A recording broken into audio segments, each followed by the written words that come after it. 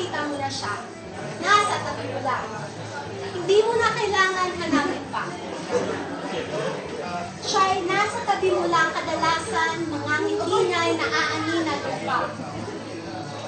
Mga tawa niya nagbibigay saya sa'yo. Mga salita niya nagdadala sa'yo sa kung saan-saan.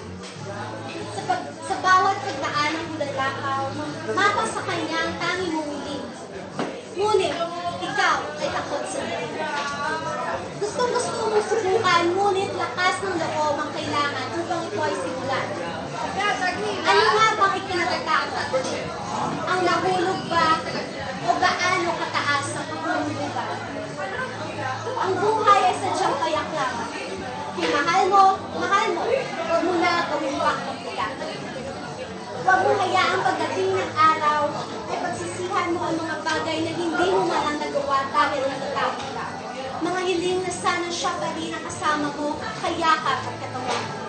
Lahat ng ito ay huwag mong gawing bawang mga tinanggaman. Siya ay nasa tabi mo lang. Hindi kasing layo ng buwan na ang ilaw lang ang iyong maaaninan.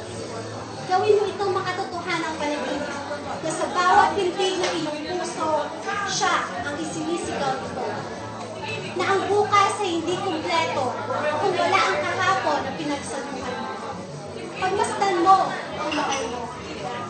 Makakaya mo ba na siya ay mawala sa iyo?